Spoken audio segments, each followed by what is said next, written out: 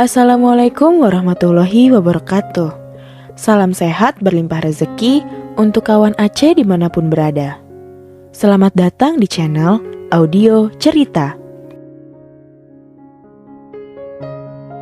Kali ini Aceh akan membawakan kisah romantis religi yang berjudul Cinta yang Halal, sebuah karya karangan Kartika Dewi 786.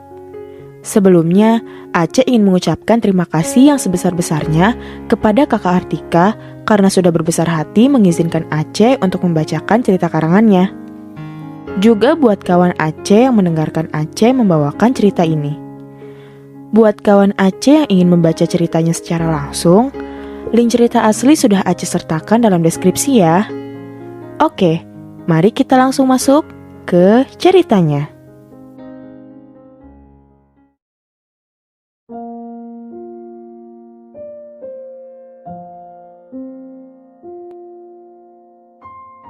Bagian 2. Ketika rasa yang tak seharusnya datang begitu saja, namun muncul begitu saja tanpa permisi. Assalamualaikum warahmatullahi wabarakatuh. Dava menyapanya. Waalaikumsalam warahmatullahi wabarakatuh, ucap Liza sambil menundukkan pandangannya. Perkenalkan, saya Dav. Belum sempat menyelesaikan ucapannya, wanita itu pergi setelah menjawab salamnya. Sedikit kecewa dan senang di hatinya, karena dipertemukan untuk yang kedua kalinya. Entah kapan ia akan bertemu dengannya kembali. Dava menerima telepon dari temannya di Jakarta. Afan, selaku kerabat dekatnya, menanyakan kapan kembali ke kota. Dava berkata bahwa ia mungkin akan menetap tinggal di sini. Dava mematikan ponselnya. Ia memakai sepatunya, lalu beranjak pergi. Di kafe, Zahra dan yang lainnya menunggu kedatangannya. Namun, Liza tak kunjung datang. Naurah menyuruh Zahra untuk menghubunginya. Namun, ponselnya tidak aktif. Liza, dia gak balas pesanku tadi, ucap Vina. Pasti dia lagi ada masalah, ucap Naurah. Sebenarnya dia baru aja di PHK karena ada pengurangan karyawan. Jadi separuh karyawan secara tidak hormat dikeluarkan tanpa tunjangan, ucap Zahra. Apa? Di PHK? Ucap Naurah terkejut. Harusnya aku tidak terlalu egois. Seharusnya Liza juga cerita dong kalau ada masalah. Dia anggap kita sahabat bukan sih? Ucap Vina sedikit kecewa. Aku ngumpulin kalian semua di sini untuk membicarakan tentang pernikahan. Dalam waktu dekat ini, aku mau menikah dengan lelaki yang benar-benar serius. Tapi, aku bahkan gak tahu permasalahan yang sedang menimpa sahabatku sendiri. Lanjutnya, Naurah mencoba untuk menelponnya kembali, tapi ponselnya masih tidak aktif. Mereka pun cemas karena Liza tidak bisa dihubungi. Di sisi lain, Liza tengah duduk menunggu bus datang. Ia memikirkan lelaki yang ditemuinya tadi sore. Seharusnya dia tidak memikirkan lelaki itu. Liza mencoba melupakan kejadian tadi sore. Liza menatap surat lamaran kerjanya, berharap ada satu pekerjaan yang cocok untuknya. Terlebih lagi, keuangan di keluarganya harus ia bantu agar perekonomian di keluarganya stabil kembali. Assalamualaikum calon ibu, ucap Dava yang berdiri di sebelahnya. Astagfirullah, ucap Liza sangat kaget. Ia berdiri menatapnya bingung. Jawab dulu salamnya, ucap Dava. Waalaikumsalam warahmatullahi wabarakatuh, ucap Liza. Dava tersenyum melihat tingkah lakunya.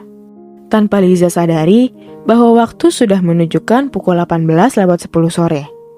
Liza harus pulang sebelum pukul 19:20 malam. Liza pun berpamitan untuk pergi. Namun, Dava menghalangi jalannya. Dia memperkenalkan dirinya tanpa bersentuhan fisik. Liza pun memberitahu namanya supaya lelaki itu tidak mengganggunya lagi. "Rumahmu di mana?" ucap Dava bersamaan dengan bus yang datang. Suaranya tidak terdengar begitu jelas. "Maaf, tapi saya harus pulang," ucap Liza yang melangkah pergi menaiki bus itu. Ketika bus hendak melaju, Dava menghentikan bus itu. Dia memohon kepada supir bus untuk meminta waktu 2 menit saja untuk berbicara dengan wanita itu. Supir bus pun mengizinkannya. Dava pun naik ke dalam bus itu menghampiri wanita itu. Ia mengatur nafasnya, lalu berkata, "Beritahu nomormu," ucap Dava.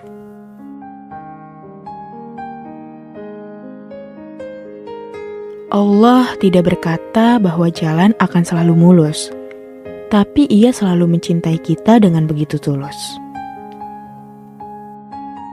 Semenjak kejadian itu, Dava tidak pernah bertemu dengannya lagi. Ucapan yang Liza lontarkan kepadanya membuatnya termenung sesaat. Flashback. Sore itu di bus, Dava memberanikan diri untuk meminta nomor teleponnya agar mudah untuk menghubunginya. Namun Aliza menjawab, "Lelaki yang mahal di mata wanita ialah lelaki yang menjaga ikhtilat, setia, jujur, pemaaf, penyabar, beriman dan berakhlak mulia, serta tidak merusaknya. Sebaliknya, menghalalkannya agar tidak menimbulkan fitnah. Dan satu hal lagi, tidak mendekati wanita yang bukan muhrimnya, apalagi meminta nomornya," ucap Liza. Seketika mulutnya dibungkam oleh perkataannya itu. Dava turun dari bus sambil melihat bus itu melaju. Flashback off. "Dava, kakek perhatikan, kamu akhir-akhir ini murung terus. Kenapa? Coba ceritakan dengan kakek," ucap kakeknya. "Cara Dava mendekatinya salah, kek. Dava ingin mengajaknya ke jenjang yang serius. Bukan maksud Dava untuk main-main dengannya. Tapi mungkin cara Dava menyampaikannya itu yang salah," ucap Dava. "Datangi langsung kedua orang tuanya, jika memang niatmu serius terhadap wanita itu," ucap kakeknya. "Dava kemarin minta nomor teleponnya, tapi Dava malah diceramahi. Apa itu artinya Dava ditolak?" ucap Dava dengan nada sendu. "Jangan meminta nomornya, minta saja alamat rumahnya. Nanti kakek temani," ucap kakeknya mengelus pundak cucunya. Kakek lalu masuk ke dalam rumah. Dava mendapatkan pesan dari temannya dari Jakarta bahwa mereka akan mengunjunginya ke Semarang hari ini. Dava pun berkata akan menjemput mereka setelah tiba di stasiun. Membicarakan stasiun, Dava teringat awal pertemuan dengan wanita itu. Memikirkannya membuatnya menghela napas. Ia pun masuk ke dalam kamarnya untuk bersiap-siap menjemput temannya nanti. Tidak lama dari itu, terdengar suara salam dari ketukan pintu dari luar rumah. Kakeknya pun berjalan menuju pintu itu untuk membukakan pintu. Terlihat wanita anggun dengan gamis yang dikenakannya. Iya, itu adalah Liza. Entah bagaimana mereka bisa saling kenal. Liza memberikan makanan untuk sang kakek. Dia tahu kalau kakek itu tinggal hanya seorang diri. Ia memberikan makanan itu, takutnya kakek itu belum makan. Liza tidak tahu kalau sekarang kakek itu tinggal bersama cucunya. "Makasih banyak, Nak. Tidak usah repot-repot. Kakek jadi tidak enak. Ayo masuk, kita makan bersama," ucap kakeknya. "Tidak usah, Kek. Terima kasih. Liza harus pergi karena ada panggilan kerja part-time tadi malam. Jadi, Liza harus pamit untuk interview kerja. Semoga kerjaannya cocok dan Liza betah di sana," ucap Liza sambil tersenyum. "Alhamdulillah. Semoga semuanya diberikan kelancaran. Hati-hati di jalan," ucap kakek. "Amin. Terima kasih, Kek. Kalau gitu, Liza pamit dulu. Assalamualaikum. Ucap Liza. Waalaikumsalam warahmatullahi wabarakatuh. Ucap kakek. Liza pun pergi meninggalkan rumah kakek itu. Dava keluar dari kamarnya. Ia melihat makanan di meja makan.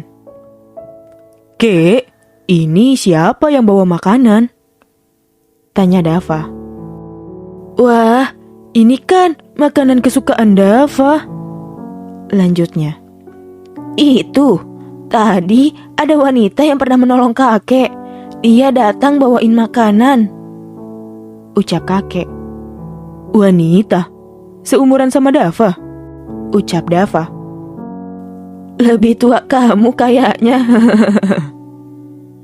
Ucap kakek dengan nada candaan. Dia wanita soleha. Dia pernah nolong kakek waktu pingsan di jalan. Kakek dianterin sampai rumah. Lanjutnya. Seketika ucapan kakeknya mengingatkannya pada wanita itu. Ketika awal pertemuan dengannya, ia melihatnya memberikan makanan kepada pemulung di sana dan membantu seorang nenek menyeberang jalan.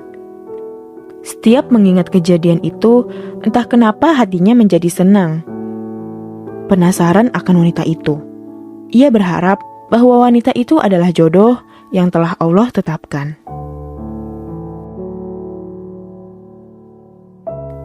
Bersambung.